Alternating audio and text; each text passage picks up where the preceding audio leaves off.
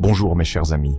Dites-moi, faites-vous partie de ces gens qui ne consultent un médecin que lorsque, comme on dit, le tonnerre a grondé, quand la douleur devient insupportable, quand les tâches habituelles demandent un effort considérable, quand le corps ne murmure plus, mais crie à l'aide? Hélas, beaucoup d'entre nous sommes ainsi faits. Nous endurons jusqu'au bout, nous balayons d'un revers de main les premiers signaux d'alarme, espérant que ça passera tout seul. C'est juste de la fatigue. J'ai dû manger quelque chose qui ne passe pas. Le temps change, c'est pour ça que j'ai mal partout. Des excuses familières, n'est-ce pas? Pourtant, notre organisme est un système incroyablement sage. Il ne tombe pas malade soudainement. Bien avant l'apparition d'une douleur aiguë ou d'un malaise sérieux, il nous envoie des signaux, discrets et à première vue imperceptibles.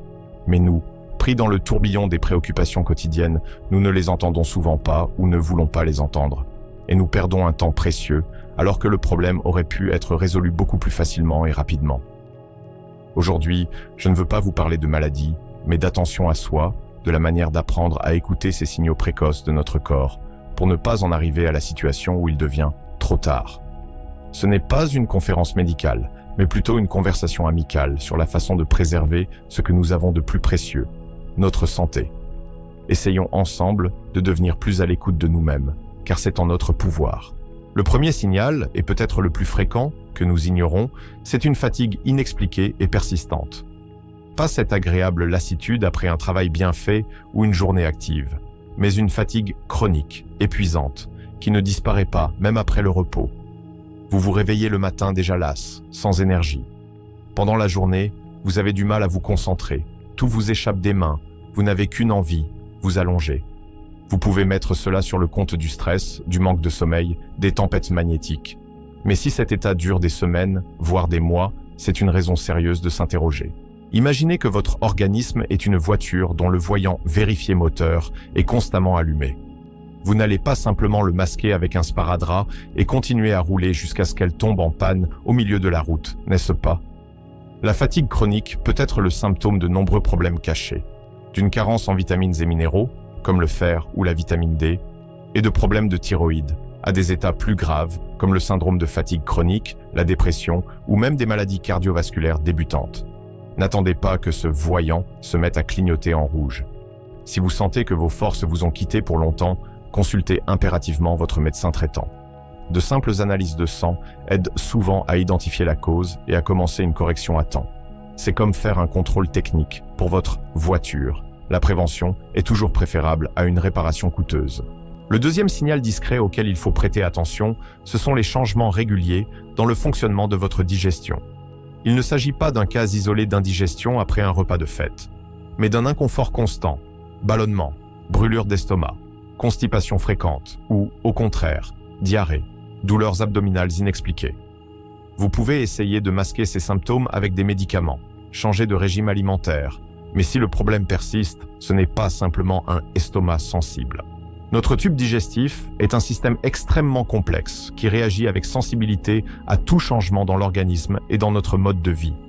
Imaginez-le comme un instrument de musique finement accordé. Si une corde est désaccordée, toute la mélodie sonne faux. Des problèmes digestifs constants peuvent indiquer une mauvaise alimentation, une intolérance à certains aliments, un déséquilibre de la flore intestinale, dysbiose, un syndrome de l'intestin irritable et parfois des maladies plus graves, allant jusqu'à des processus inflammatoires ou des néoplasies. Ne vous automédicamentez pas et n'espérez pas que ça va se tasser tout seul. Si l'inconfort abdominal est devenu votre compagnon permanent, consultez un gastro-entérologue. Les méthodes de diagnostic modernes permettent de détecter la cause à un stade précoce. C'est comme remarquer à temps qu'une des cordes de votre instrument a besoin d'être réglée pour qu'il sonne à nouveau de manière pure et harmonieuse. Le troisième signal, qui passe souvent inaperçu, surtout chez les hommes, c'est l'apparition d'un essoufflement ou d'un inconfort thoracique lors d'efforts qui étaient auparavant faciles. Vous montez les escaliers jusqu'à votre étage et soudain vous sentez que vous manquez d'air ou une sensation d'oppression dans la poitrine apparaît. Vous pourriez penser « j'ai juste perdu la forme, il faut que je bouge plus ». Et cela peut être en partie vrai. Mais si auparavant vous surmontiez cet effort sans problème et qu'il provoque maintenant un inconfort évident, cela peut être un signal de votre cœur. Notre cœur est un moteur infatigable qui travaille toute notre vie, mais lui aussi a besoin de soins et d'attention. Imaginez que c'est une pompe qui propulse le sang dans tout l'organisme. Si les tuyaux, vaisseaux, se rétrécissent, ou si la pompe commence à fonctionner avec des ratés, alors elle ne fait plus face à l'augmentation de la charge. L'essoufflement, la douleur ou la sensation de brûlure dans la poitrine, les palpitations lors d'une activité habituelle peuvent être les premiers signes d'une maladie coronarienne, d'une angine de poitrine ou d'autres problèmes cardiologiques. N'attendez pas que ces symptômes deviennent permanents ou apparaissent au repos. Si vous remarquez de tels changements, consultez impérativement un cardiologue. Un électrocardiogramme, une échographie cardiaque et d'autres examens aideront à évaluer l'état de votre moteur. C'est comme vérifier la pression des pneus de votre voiture. Si elle n'est pas correcte, la conduite devient dangereuse. Le quatrième signal, très important mais souvent ignoré, ce sont les changements sur votre peau qui ne disparaissent pas ou qui suscitent l'inquiétude. De nouveaux grains de beauté qui changent de couleur, de taille ou de forme. Des plaies ou des ulcérations qui ne guérissent pas. Des démangeaisons constantes ou des éruptions au même endroit. Vous pouvez les traiter avec des crèmes, des poudres, en espérant que ce n'est qu'une allergie ou une piqûre d'insecte. Mais la peau est le miroir de notre état intérieur, et elle est souvent la première à signaler des problèmes. Imaginez que votre peau est une carte sur laquelle peuvent apparaître des signes indiquant des dysfonctionnements internes. Par exemple, les changements de grains de beauté peuvent être un signe de mélanome, un cancer de la peau très agressif. Des ulcérations qui ne guérissent pas peuvent indiquer des problèmes de circulation sanguine ou un diabète. Des démangeaisons persistantes peuvent être liées à des maladies du foie ou des reins. Ne soyez pas votre propre diagnosticien et cosmétologue. Si vous remarquez quelque chose d'inhabituel sur votre peau, qui vous inquiète et ne disparaît pas spontanément, ne reportez pas votre visite chez un dermatologue ou un oncologue. Un diagnostic précoce des maladies de la peau, y compris le cancer, offre de très grandes chances de guérison complète.